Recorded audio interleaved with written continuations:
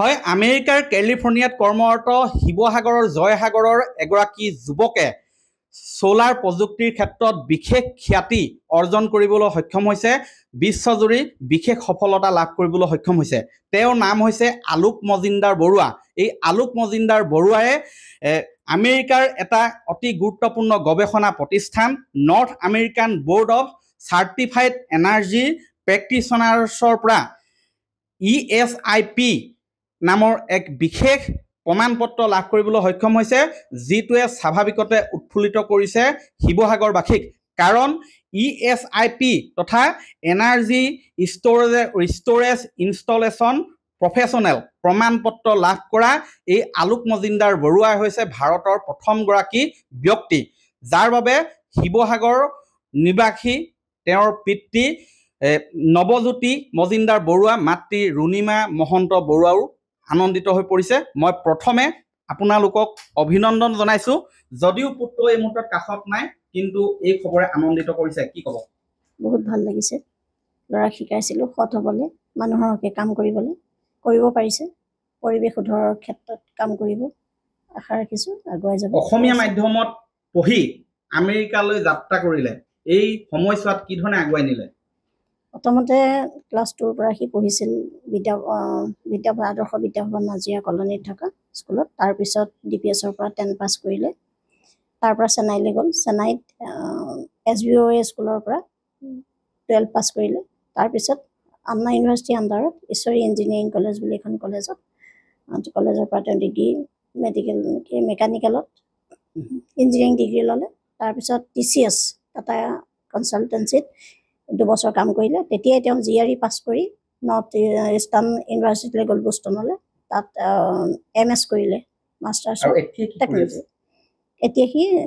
এটা সোলাৰ কোম্পানীত কাম কৰি আছে কি ক'ব এটা বিশেষ কি ক'বলৈ কিছু আছে ভাল লাগিছে খুব ল'ৰা ইমানখিনি নিজে নিজে আগবাঢ়িছে আশীৰ্বাদ আমাৰ সদায় থাইছে তেখেতৰ ভগ্নী আছে নামটো তোমাৰ মোৰ নাম আভা মজিন্দা বৰুৱা কি ক'বা ককাই দেউৰ দাদাৰ খবৰটো পাই বহুত ভাল লাগিছে সি ক্লিন এনাৰ্জিটোৰ ফালে কাম কৰি গৈ আছে তো এনেও আমি এতিয়া কেমিকেল এনাৰ্জি পৰা ক্লিন এনাৰ্জি ফালে গৈ আছো সো ভাল লাগিছে যে সি নেক্সট 20-30 ইয়াৰ্ছ ইয়া আমাৰ ফিউচাৰৰ কাৰণে বহুতখিনি কাম কৰিব কি সুবিধা হ'ব বুলি ভাবা ক্লিন এনাৰ্জি এদি এই যি তেওঁৰ খ্যাতি অৰ্জন কৰিছে বা তেওঁৰ যি ধৰণৰ যি ক্ষেত্ৰত পাৰদৰ্শিতা দেখুৱাবলৈ সক্ষম হৈছে দাদাই এমপ্লয়মেণ্ট ক্ৰিয়েট কৰিব পাৰিব তো সেইটো এটা বস্তু আছে হয় তেওঁৰ আচলতে এই যি ESIP লাভ কৰিছে তেওঁ কাৰণ এই যি সোলাৰ প্ৰযুক্তি এই ক্ষেত্ৰত বিশেষ সাফল্য লাভ কৰিবলৈ সক্ষম হৈছে সকলোৱে জানে যে সৌৰশক্তিৰ বৰ্তমান কিমান প্ৰয়োজন সৌৰশক্তিৰ যি এই সোলাৰ বৰ্তমান বিভিন্ন ঘৰতে হওক বা ব্যৱসায়িক প্ৰতিষ্ঠানে হওক বা বিভিন্ন ধৰণৰ প্ৰতিষ্ঠানত সৌৰশক্তি ব্যৱহাৰ কৰা হয় সোলাৰ পেনেল কি ধৰণে নিৰ্মাণ কৰিব লাগে তাক কি ধৰণে ইনষ্টলেশ্যন কৰিব লাগে এই সম্পূৰ্ণ সোলাৰ পেনেল এখন এইগৰাকী আলোক মজিন্দাৰ বৰুৱাই নিজেই নিৰ্মাণ কৰি ব্যৱহাৰ কৰিব পৰাকৈ সকলোখিনি কৰিব পৰাকৈ তেওঁ আগবাঢ়ি গৈছে তেওঁ এই ক্ষেত্ৰত সফলতা অৰ্জন কৰিছে বৃহৎ সোলাৰ প্ৰযুক্তি তেওঁ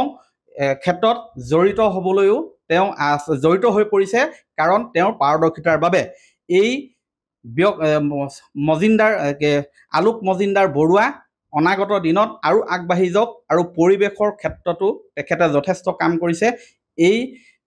খবৰে বৰ্তমান সকলোকে উৎফুল্লিত কৰিছে এই